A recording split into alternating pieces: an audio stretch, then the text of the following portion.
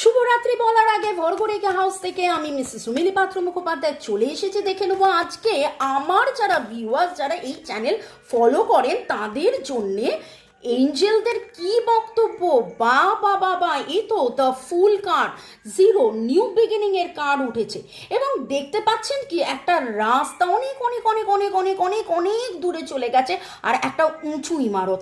ঠিক সেই রকমভাবেই আপনিও আপনার জীবনে একদম গতি নিয়ে নতুন যাত্রাপথে এগিয়ে যাবেন।